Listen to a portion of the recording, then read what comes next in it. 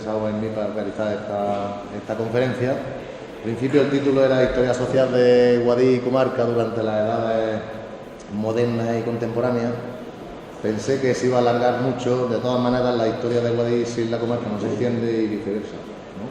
Aunque me voy a centrar un poquito más en lo que es la evolución socioeconómica demográfica de la ciudad de Guadix a lo largo de estas dos edades, pero también voy a tratar asuntos como no puede ser de otra manera, asuntos comarcales. El interés de estudiar esta historia social, pues para mí es evidente, ¿no? Si comprendemos el pasado de nuestra tierra, comprenderemos mejor el presente de esta tierra. Pretendo hacer un recorrido muy liviano por lo que es esta evolución, que sin duda es compleja, que nos podría llevar muchísimas horas si lo explicáramos a fondo. Evidentemente va a ser una síntesis, va a ser una simplificación, pero pretendo también aportar algunos datos novedosos sobre una investigación que estoy desarrollando precisamente sobre el desarrollo, génesis y explosión del fenómeno de las cuevas aquí en Guadix, sobre todo entre los siglos XVI y XVIII. ¿Vale? Pues empezando, nos tenemos que retrotraer para ver dónde se origina la situación socioeconómica de Guadix. Nos podríamos alargar y retroceder muchísimo más en el tiempo, pero bueno, empezando por lo que es la Edad Moderna, en la conquista por los Reyes Católicos en 1489 de la ciudad. La ciudad es conquistada mediante capitulación, lo que significa básicamente que la población mudéjar sigue residiendo aquí en la ciudad. Lo único que hay es un cambio de titularidad política y militar, digámoslo así, ¿vale? Eso acaba en 1490 cuando se conoce un intento de sublevación que va a ser efectivo en Fiñana, en poblaciones que ya se habían entregado en años anteriores, en 1488 y 1489. Ven que Granada sigue resistiendo y por tanto parte de su población deciden sublevarse para sumarse a esa resistencia de Granada. Digamos que se arrepienten de haberse rendido tan pronto, ¿vale? En el caso de Guadix no hay constancia de que ese intento de rebelión o de sublevación fuera efectivo en realidad, y yo soy de la opinión que fue una excusa de las autoridades castellanas para asegurar el dominio de las ciudades, de las zonas recién conquistadas, porque evidentemente mal iban a controlar un reino en el que seguía más del 90% de la población siendo mudéjar. Cuando hablo de mudéjar me estoy refiriendo evidentemente a musulmanes que viven bajo autoridad cristiana, ¿vale? Se inicia, por tanto, a partir de 1490 el proceso de repoblación de la ciudad, que va a tener un rasgo muy característico, y es el exceso de mercedes que van a hacer los reyes católicos a la élite dentro de la ciudad. Esto va a generar un gran problema, puesto que los repobladores, para que me entendáis, de clase baja, lo que eran los peones, que tendrían que haber recibido más cantidad de tierra y sobre todo tierras mejor situadas, se van a ver con unas tierras menores que las que esperaban y además en muchos casos muy alejados del núcleo de la población de Guadix. Por tanto, ya se genera una sociedad dual en dos ámbitos, como he puesto ahí. Dual en el sentido de que tenemos por un lado los repobladores cristianos viejos, en cantidad en torno a unos 800, y por otro lado la población mudéjar que sigue residiendo en la ciudad. Solo se les permite residir en el actual barrio de Santana, que sería la moredía de la ciudad. Un barrio que, como vamos a ver luego, pues va a estar saturado de población, lo que tiene su importancia para que entendamos luego el tema de las palabras.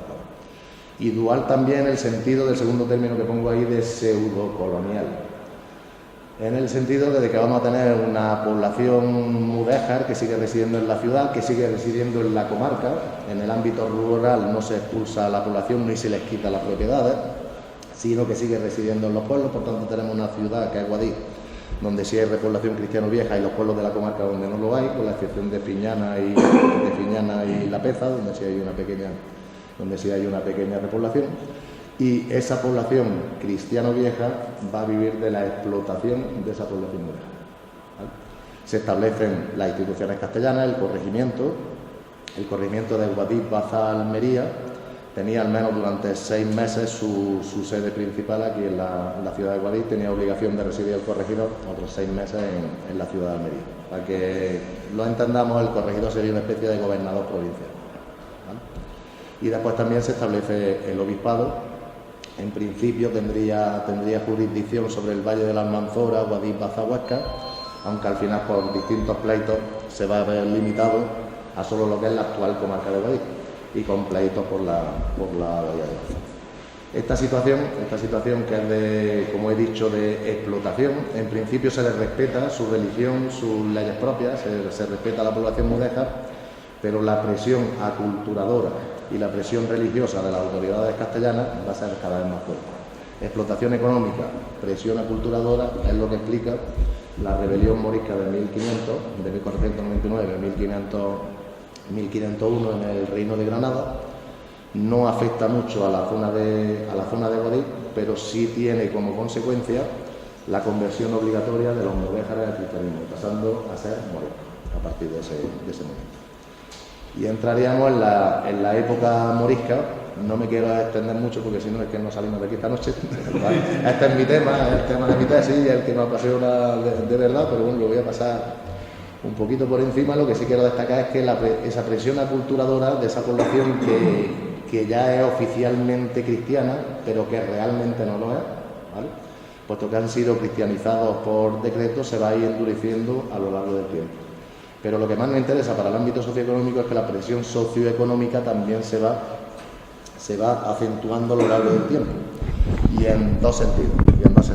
Primer sentido, la posición de las élites dentro de la ciudad. Estamos en una sociedad estamental, las élites nobleza y clero, que eran los estamentos privilegiados.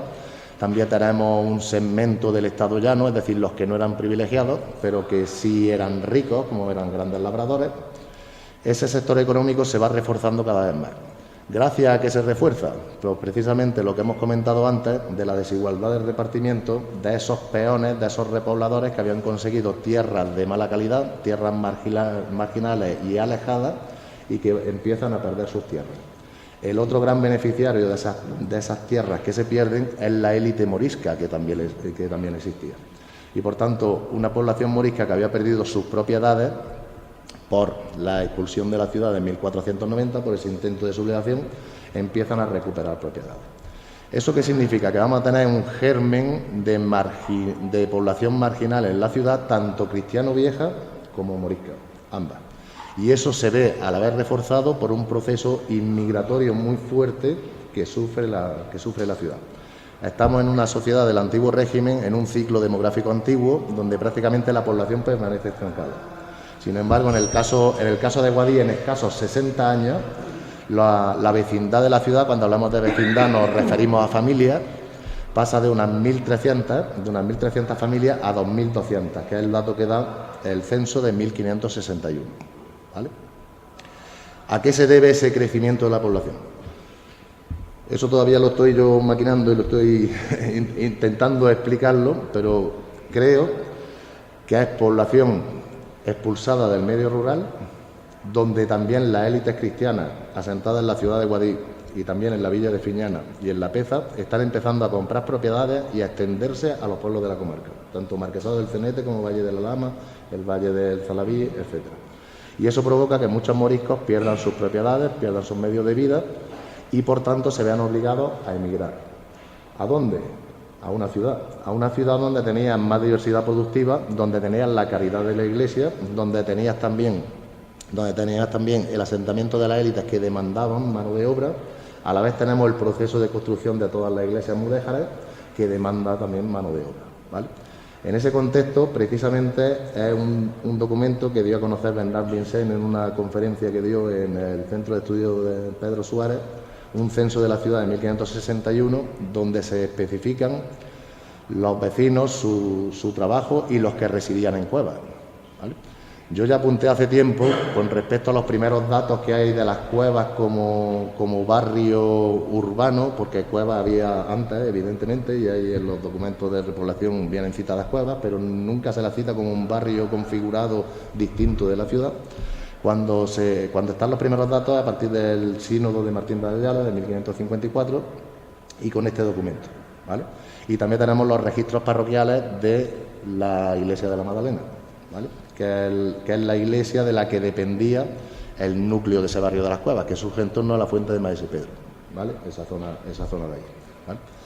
Pues lo curioso es que todos esos documentos lo que indican es que el fenómeno de las cuevas no está asociado mayoritariamente a los moriscos, sino a los cristianos viejos.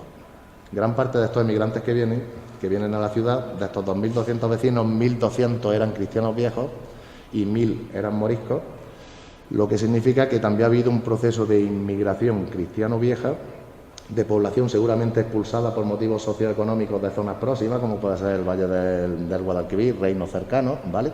Y que empiezan a asentarse aquí también en la ciudad y que se asientan precisamente en el barrio de las Cuevas. La inmensa mayoría de los vecinos a los que se les cita como vecinos de los barrios de las Cuevas vienen definidos como trabajadores, es decir, jornaleros del campo o trabajadores en la artesanía o en el comercio, pero a nivel de peón, de trabajador, ¿vale? Al final esa presión aculturadora, también esa explotación económica, es lo que va a provocar la rebelión morisca de la Navidad de 1568. Este año se cumple el 450 aniversario, va a haber un congreso en la Alpujarra, un congreso conmemorativo, lo lleva la Universidad de Granada y la Junta de Andalucía, ¿vale? ¿Qué es lo importante de la guerra en Guadix? Lo primero es que afecta muchísimo a la ciudad, no podía ser de otra manera, porque la mayor parte de la población de la comarca era morisca, gran parte de la población de la ciudad de Guadix también lo era, y sobre todo el cercano marquesado del Cenete, que sí se subleva, lo mismo que le sucede al pasillo de Fiñana, a la zona de Fiñana, Abla y Abrucena. El resto de la comarca de Guadix no se subleva, pero se ve afectado por la guerra, ¿vale? ¿Y cómo se ve afectado por la guerra? Pues hundiéndose su economía. Prácticamente el comercio desaparece, ¿vale? Hay un constante trasiego de tropas militares, porque Guadix está en la retaguardia y esas tropas militares realizan muchísimos destrozos, ¿vale? Tanto en los campos de cultivo como en medios de producción. Por tanto, la sociedad gitana, la sociedad cristiano-vieja acitana, va a intentar salir de la crisis generada por la guerra aprovechándose del morisco, precisamente. Y se aprovecha a través de tres vías. Primero, con el mercado esclavista. Aquí surge un mercado de esclavos inmenso. A los sublevados moriscos en la guerra, el rey Felipe II decide en marzo de 1569 que son susceptibles de ser esclavizados. En principio no lo serían por ser cristianos. Se supone que la esclavitud de enemigos de guerra capturados se limitaba solo, ya desde la época del Bajo Imperio Romano, se limitaba solo a los que eran infieles. Es decir, que a un cristiano no lo podía esclavizar, ¿vale? Sin embargo, consideró el rey que como los moriscos no eran verdaderos cristianos, puesto que seguían con sus prácticas musulmanas, eran susceptibles de esclavitud. Yo hice la tesis doctoral precisamente sobre la esclavitud aquí en la ciudad en el último tercio del siglo XVI, y estamos hablando de un volumen de negocio inmenso, en el que participan todos los estratos sociales de la ciudad. Evidentemente participan todos, pero especialmente la élite de la ciudad: nobleza, clero y el segmento alto del Estado llano. Lo mismo que todos esos segmentos participan también en otra vía, que es comprar los bienes muebles y raíces de los moriscos, de unos moriscos que en principio están presionados por el tema de la guerra y después, en el momento de ser expulsados, muchos de ellos intentan vender sobre todo bienes muebles y antes de la expulsión sus muebles raíces, ¿vale? Al final, en noviembre de 1570, se decreta la expulsión de los moriscos del Reino de Granada y la corona expropia sus bienes, es decir, se los queda, ¿vale? Esa expropiación. Los que habían vendido previamente, evidentemente no. La ciudad sufre la crisis, hemos visto antes que tenía 2.200 vecinos, entre cristianos viejos y moriscos. En 1571 quedan solo 1.000 vecinos, lo que quiere decir que ha perdido sus 1.000 vecinos moriscos, evidentemente porque han sido expulsados, pero además ha perdido 200 vecinos cristianos viejos. Es decir, que la crisis es fortísima. Imaginaros también toda la comarca despoblada, absolutamente despoblada, ¿vale? Y se entra en una situación totalmente de estancamiento, puesto que en 1587 solo ha subido la población, como podéis ver ahí, a 1.300 vecinos, ¿vale? Vamos al elemento clave que ya va a configurar, lo que es la realidad social de Guadix durante la Edad Moderna, el resto de la Edad Moderna y durante la Edad Contemporánea, que es la repoblación que pone en marcha Felipe II del Reino de Granada. Ya he dicho antes que el rey expropió todas las propiedades de los moriscos y entonces lo que va a realizar Va a ser una repoblación trayendo repobladores del resto del Reino de la Corona. Van a venir básicamente del Reino de Murcia, de La Mancha y del Valle del Guadalquivir, ¿vale? Se le va a repartir las llamadas suertes. ¿Qué son las suertes? Pues era un lote compuesto por casas, tierras de distintos tipos. En principio la idea que tenía la corona es de realizar un reparto igualitario, es decir, que todas las suertes tuvieran el mismo valor y por tanto se iba a generar una ideal sociedad igualitaria, ¿vale? Sin embargo, eso no fue así, ¿vale? Primero porque se hicieron las suertes de ventaja. ¿Qué son las suertes de ventaja? Pues que a determinada gente, para premiar servicios de guerra o simplemente porque tenían mayor disponibilidad económica o por lo que fuera, le daban en vez de una suerte, 2 suertes o 3 suertes o 4 suertes, ¿vale? Y además tenemos un elemento fundamental que son las diferencias iniciales de los repobladores. Evidentemente aquí va a venir muchos repobladores, unos van a venir con medios económicos y otros sin medios económicos. Sin medios económicos les va a resultar muy difícil poner en marcha las explotaciones y por tanto se van a arruinar. Va a haber un movimiento muy fuerte de abandono de suertes, sobre todo en los primeros años de repoblación. ¿Quién se queda esas suertes que se abandonan? Pues en muchas ocasiones se convierten en suertes de ventaja. Y por tanto vamos a tener en el medio rural, vamos a tener el surgimiento de lo que van a ser las élites de los pueblos, que van a dominar la vida de esos pueblos durante el resto de la Edad Moderna y durante el siglo XIX a través de prácticas como el caciquismo que a todos nosotros, ¿vale?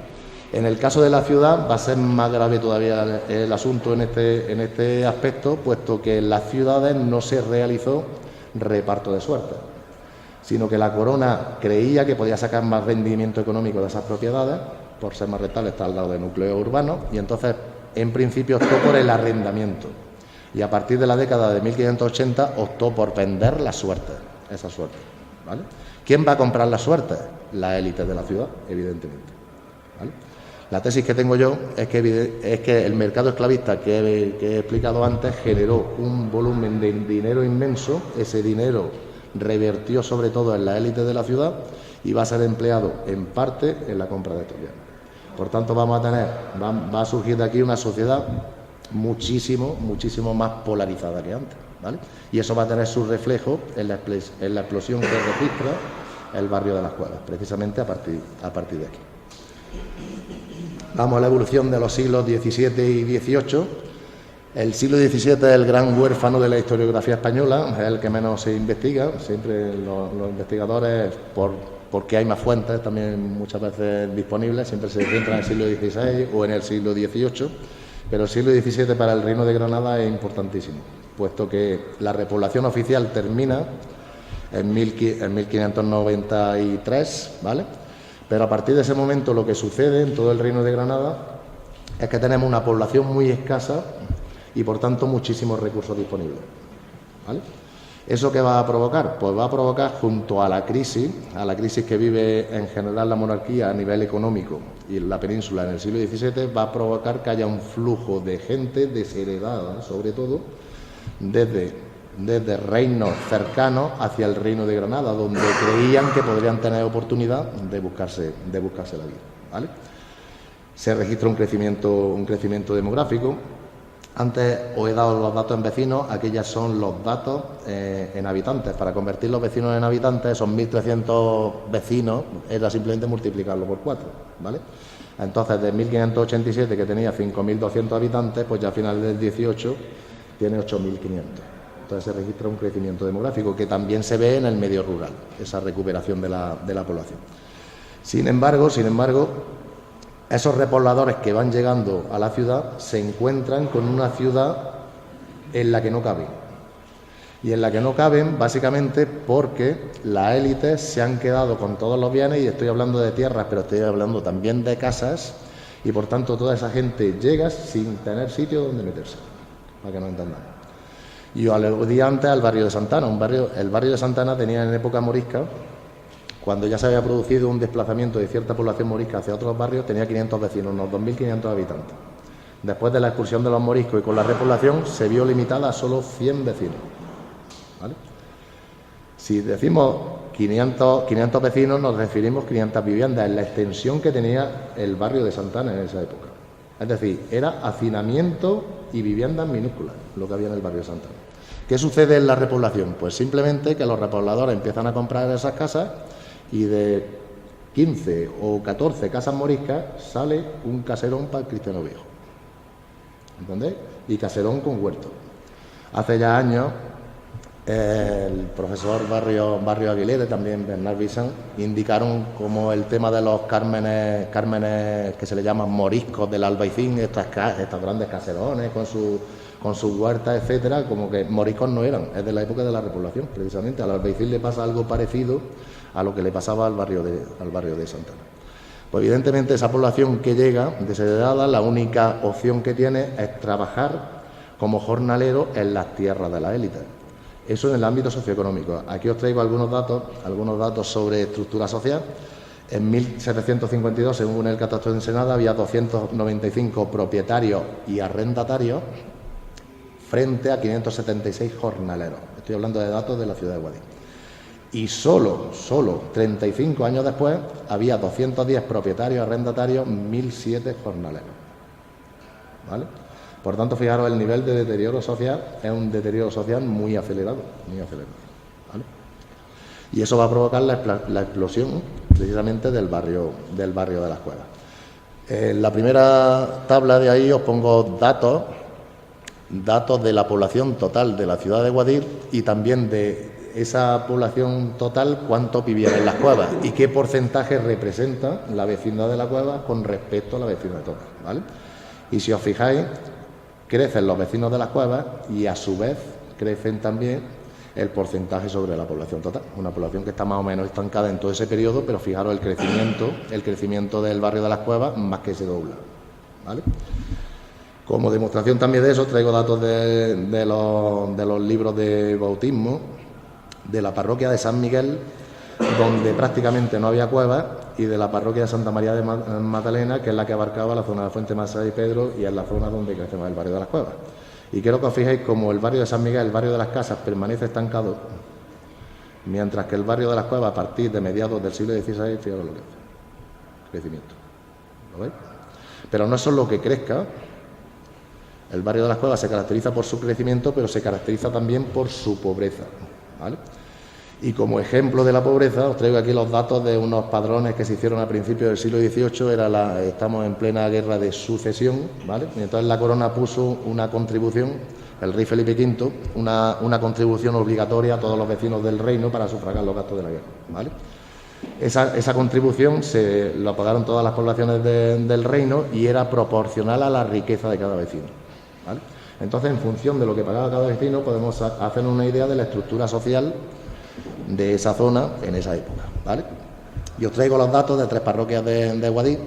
San Miguel y la Magdalena son de 1711, del donativo de 1711 y la de Santiago de 1713. Esto es documentación del Archivo Histórico Diocesano, ¿vale? Y mientras que en la parroquia de Santiago y de San Miguel el estrato más pobre, de los que pagaban de 1 a 9 reales, suponen solo entre el 50 y 60% de la población, en la parroquia de Magdalena el 73,8%, ¿vale? Pero no es solo, y es lo que más me interesa destacar ahora, no es solo que estemos ante un barrio de crecimiento explosivo, a través de un barrio marcado por la pobreza, sino también sino que también es un barrio marginalizado por la otra parte de la ciudad de las casas, y por la élite de esa ciudad de las casas. Y os traigo dos textos. El primero de ellos es de Alonso de Medrano. Él era jesuita y escribió en 1618 una historia del colegio jesuita de aquí de Guadix, ¿vale?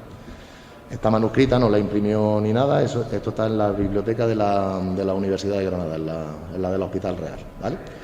Y bueno, para destacar lo bien que actuaba la Compañía de Jesús y todo eso, y lo bien que había afectado a la población de Guadix, ponía el ejemplo de cómo era Guadix antes de que llegaran los jesuitas. Y fijaros cómo se refiere al barrio de las Cuevas. Califica las cuevas de madrigueras. De esas madrigueras salían hombres facinerosos que cometían delitos, gente que se criaba en la ociosidad, la pobreza y la poca cultura, ¿vale? Esa es la visión que nos aporta. La otra visión que os quiero aportar es la de José Miret, un corregidor de finales del siglo XVIII, ¿vale?, que realizó una propuesta de medidas de mejora de la ciudad a la corona, ¿vale? Y el documento que yo he consultado es el comentario que hacen los consejeros, los miembros del Consejo de Castilla, sobre lo que decía el corregidor. Y entonces le he pasado la consulta al monarca, ¿vale?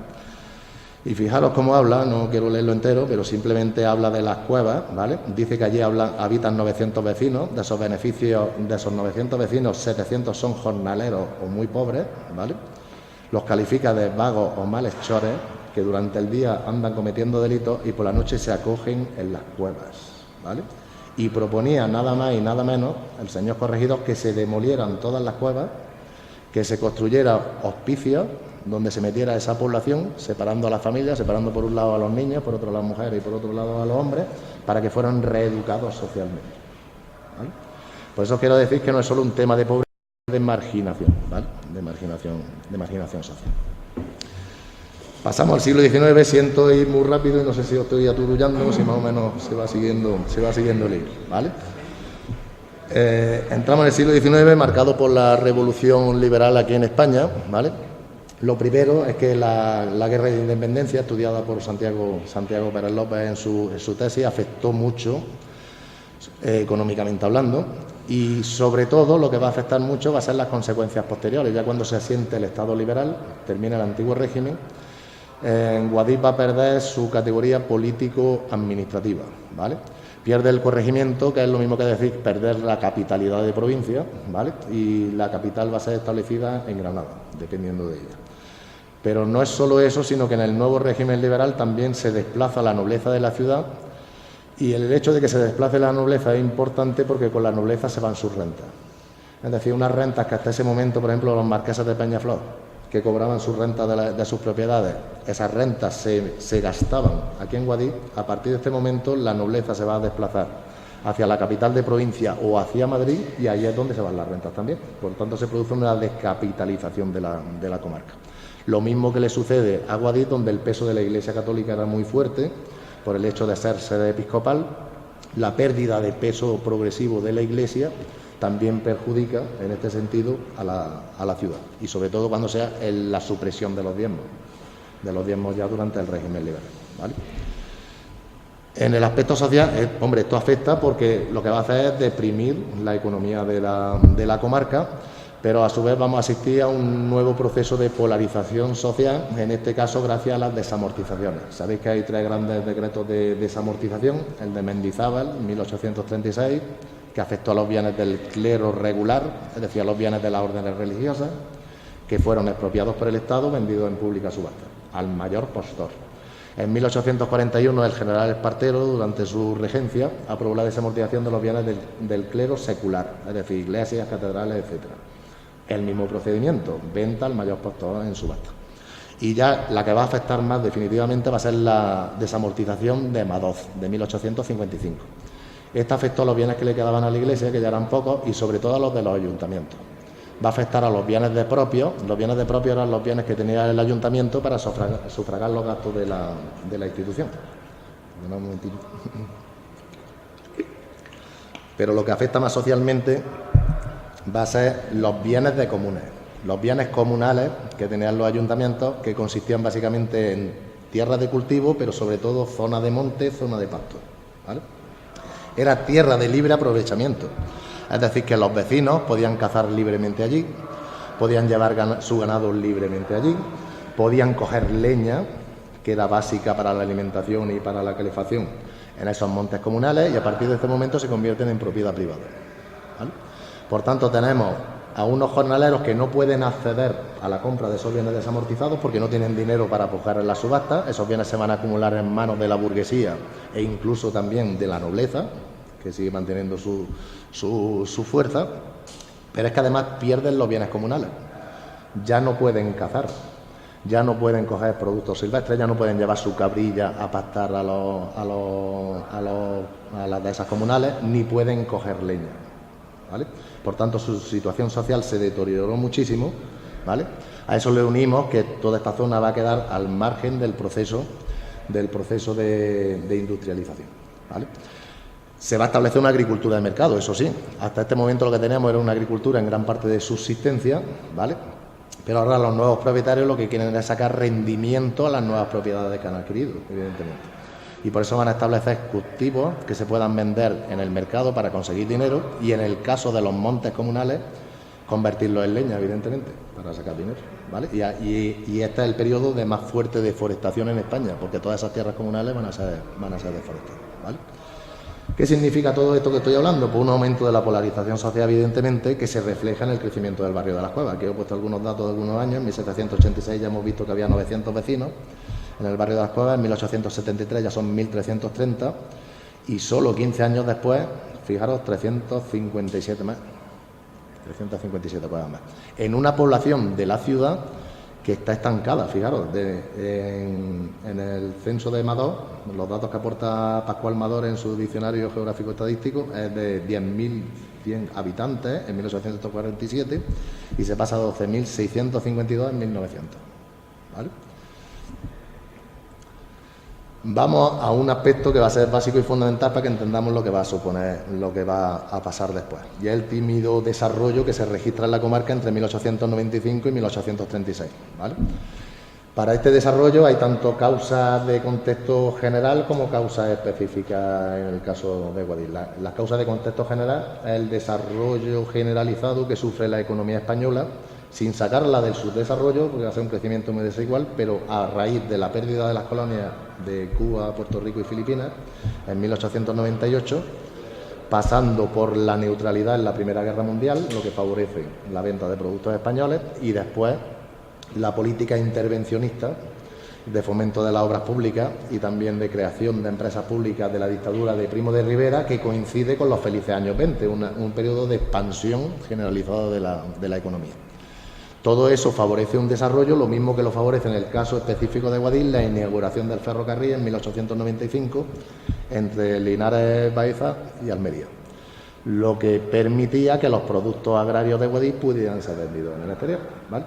Y esto va a fomentar una industrialización limitada basada en sectores como son las azucareras, la azucarera de Santorcuato de aquí de Guadix, la de Benalúa, también tejares, harineras, esparteras, pero sobre todo el desarrollo agrario, ¿vale? Esto va a permitir a pequeños y medianos propietarios y arrendatarios sacar mucho más rendimiento de sus tierras. Y ahora después entenderéis por qué remarco mucho esto, ¿vale? Y después también el desarrollo de la minería. Es cuando empieza la explotación moderna de las minas de Alquife, ya a principios del siglo XX. Todo eso hace que surja la clase obrera aquí en la comarca de Guadix. La clase obrera, me refiero, no solo agraria, como existía hasta ese momento, y por tanto se va a empezar a extender el movimiento obrero aquí en la comarca, en principio con un carácter muy, muy débil, y también surge una nueva clase media agraria, ¿vale? Esa nueva clase media agraria va a ser el componente esencial de las tendencias conservadoras, mientras que esa nueva clase obrera va a ser el elemento dirigente, digámoslo así, del movimiento obrero comarcal, ¿vale? Todo eso en un contexto, pese a este tímido desarrollo, de una deficiente estructura de la propiedad, que os traigo unos datos de 1930, ¿vale? Había 145 fincas en la comarca de Guadix que tenían una extensión mayor de 250 hectáreas, pero es que esas 145 fincas significaban casi la mitad de la superficie agraria comarcal, ¿vale? Por tanto, estamos hablando de una estructura latifundista, sobre todo en el caso de los secanos, mientras que en las zonas de regadío, gracias en parte a la remolacha, se puede mantener un minifundismo en muchas ocasiones bastante rentable de pequeños y medianos propietarios, ¿vale? Todo este desarrollo que hemos hablado explica el crecimiento exponencial de la población, ¿vale? Que pasa de 12.000 habitantes en 1900 a 21.000 en 1930, ¿vale? Y vamos al periodo de la Segunda República y de la Guerra Civil. No me voy a extender mucho. Tenemos el contexto general de un régimen republicano que empieza con una vocación reformista, con bastante apoyo social, y no estoy hablando solo de la izquierda, sino también de grupos de centro-derecha. Bebía mucho ese reformismo de todo el regeneracionismo que se pedía dentro del país, regeneracionismo económico, pero también político, después de la crisis de 1898, pero al final se va a asistir a una paulatina ruptura de la convivencia democrática, Y eso debido sobre todo a la polarización social que se va a traducir también en polarización política. Y en el caso que me interesa, porque estamos centrados aquí en el caso de Guadix, en el caso de Guadix y comarca vamos a tener polarización social. ¿En qué sentido? Porque ya hemos visto que tenemos una élite de grandes propietarios, tanto industriales como sobre todo agrarios, pero tenemos también una clase media agraria que es bastante importante, ¿vale? Y después tenemos la gran masa de jornaleros y de obreros, ¿vale? Con unas condiciones de vida bastante malas. Eso se traduce en polarización política, ¿vale? ¿A qué se debe esa polarización política? El reformismo de la Segunda República y el acceso al poder de los socialistas en muchos ayuntamientos y el fortalecimiento de los sindicatos agrarios, sobre todo la Federación de Trabajadores de la Tierra, de la UGT, que era el sindicato mayoritario aquí en la comarca, lo que hizo es que por primera vez esa gran masa de clase baja que hemos visto que se ha ido conformando en la ciudad, por primera vez tiene resortes de poder suficientes para mejorar sus condiciones de vida. Pero estamos en un contexto de crisis económica. Empieza a afectar la crisis económica del 29 a España también, ¿vale? Por tanto, tenemos una clase media, voy a dejar aparte a los latifundistas porque ellos también quieren conservar sus privilegios, pero quiero que entendamos a la clase media agraria, que en una situación de crisis en la que cada vez sale menos su producto, es decir, están pasando dificultades económicas, le viene dificultad por el mercado y le viene dificultad también por las reivindicaciones de la clase obrera. Y eso es lo que le va a lanzar a esa clase media agraria, lo que la va a lanzar hacia posturas, en principio conservadoras, pero al final antidemocráticas y fascistas, ¿vale? Esto lo ha descrito muy bien el profesor Francisco Cobo para el caso de Jaén con el cultivo del olivar, ¿vale? Y mi humilde opinión es que el caso, yo lo veo muy claro, el caso es muy similar en el caso de Guadix, ¿vale? Después, en la dictadura, precisamente la principal base social del régimen franquista, en el caso de las zonas rurales, va a ser esa clase media agraria, ¿vale? Que va a ser la que va a controlar todos los resortes de poder y todos los resortes económicos. Pero es que en el caso de Guadix asistimos también a una polarización física, ¿vale? Y es que yo creo que la situación de división interna de la ciudad entre la ciudad de las casas y la ciudad de las cuevas ya llegó a su punto culminante, digámoslo ahí, ¿vale? Faltaba simplemente, era como un bidón de gasolina esperando la chispa que estallara, ¿vale? Y eso es lo que nos va a explicar lo que va a suceder durante la guerra civil y después durante la posguerra, la dureza de las represiones de ambas partes durante ese proceso histórico. Durante la Segunda República y la Guerra Civil la población sigue creciendo, fijaros, de 21.000 habitantes a 26.000 en 1940. Pasamos a la dictadura franquista. En principio, la guerra termina en 1939 y la primera política económica del régimen es la autarquía, es decir, buscar la autosuficiencia de España, no depender de importaciones de productos extranjeros, sustituir importaciones, etcétera, ¿vale? Autarquía que se ve reforzada a partir de 1945 por el aislamiento internacional de España. España es excluida de la ONU y de todas las organizaciones internacionales. Todas las potencias rompen relaciones diplomáticas con España por considerarla un régimen similar a las potencias fascistas que acababan de perder la Segunda Guerra Mundial. ¿Por qué estoy hablando de todo esto? Porque en esta situación de autarquía, las comarcas agrarias del interior de España, y sobre todo las que se dedicaban a la elaboración de productos básicos, como podía ser el cereal, y en el caso de la comarca de Guadix también un producto que se va a convertir prácticamente en un lujo, como era el azúcar, se van a ver ampliamente beneficiadas. Cuando digo ampliamente beneficiadas, quiero decir que mucha población va a acudir a esas zonas, ¿vale?, como medio de subsistencia, y eso va a beneficiar también mucho a la élite agraria de la zona. Y eso es lo que nos explica el crecimiento que registra la comarca de Guadix durante los años de la autarquía. Fijaros que la ciudad de Guadix pasa de 26.000 habitantes a 30.000 en solo 10 años, ¿vale? Eso sí, cuando cambie la política del régimen, a partir del plan de estabilización de 1959, cuando empiecen los ingresos por el turismo, cuando empiece y el desarrollo del turismo, cuando empiece también la ayuda norteamericana, la liberalización de la economía, todo eso provoca el llamado desarrollismo, ¿vale? El desarrollismo, como decían los de la dictadura, el milagro económico español, ¿vale?, que acabó por convertir a España de un país subdesarrollado en un país desarrollado, y eso no se puede negar, pero eso sí, No un país desarrollado en su totalidad, sino que el desarrollo se concentró en determinadas zonas. Y ahora queda al margen del desarrollo esas comarcas precisamente que habían sido las beneficiadas con la autarquía franquista, en este caso. Y es cuando se registra el gran proceso emigratorio en la comarca de Guadix.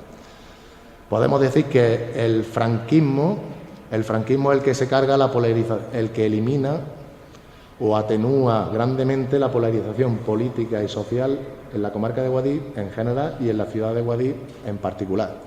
En la primera fase de posguerra, a través de una represión feroz.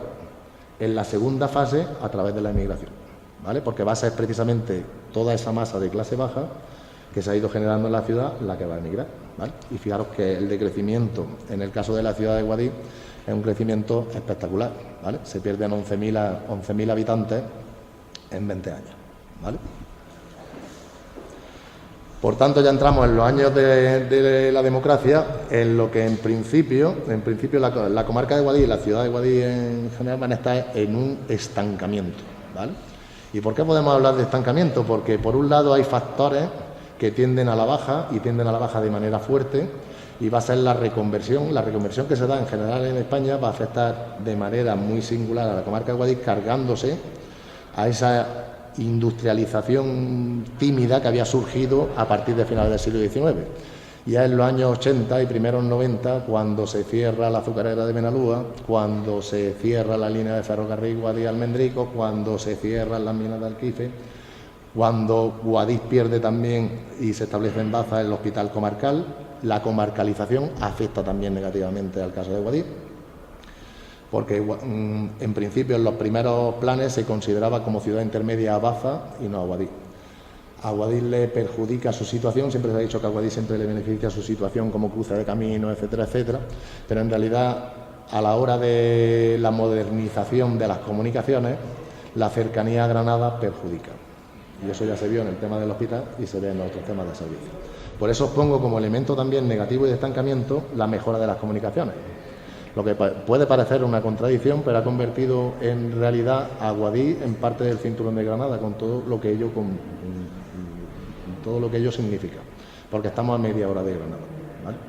Si Baza, por ejemplo, ha sufrido menos esa crisis de reconversión en su comercio o en su actividad económica, es precisamente porque no es área de influencia, área metropolitana de Granada, y queda más alejado. Por eso lo que puede ser bueno para una cosa también es malo para otra. Frente a eso, si no hablamos de crisis total, ¿vale?, producto de esta reconversión, es porque ha habido otros factores de desarrollo que han conseguido mantener algo la situación, como ha sido el fomento del turismo rural, el boom inmobiliario que se registra aquí en la comarca de Guadix, pero no solo me refiero al boom inmobiliario aquí, sino también a la gente que residiendo aquí trabajaba en zonas de boom inmobiliario gracias a la mejora de las comunicaciones, ¿vale? Entonces podía trabajar en la costa de Almería y vivir en Guadix perfectamente, ¿vale? Y después los fondos líder, ¿vale? Sin embargo, todo eso, ese equilibrio, digamos así, se rompe con la crisis económica de 2008. Donde se pierde esa fuente de trabajo externo que podía ser el boom inmobiliario, y se ve en las cifras de población. Y fijaros cómo en 1981-2011 más o menos se mantiene la población en torno a 19.000, 20.000 habitantes, y ya en 2017, ¡pum!, el bajón, ¿vale?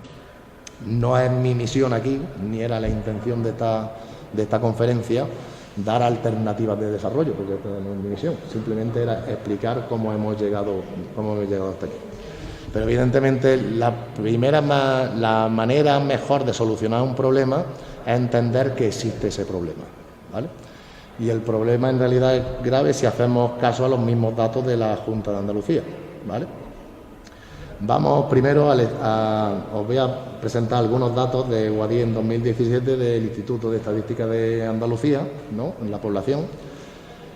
El Instituto Estadístico de Andalucía, la verdad es que no nos pone la población juvenil, que sería menor de 16 años, en realidad no la pone así, sino que pone menor de 20, lo que atenúa es maquillar un poquito la estadística, atenúa un poquito el proceso de envejecimiento, pero aún metiendo a menores de 20 años es el 20% de la población, y los mayores de 65 el 17-75%. Por tanto, asistimos a un proceso de envejecimiento, ¿vale?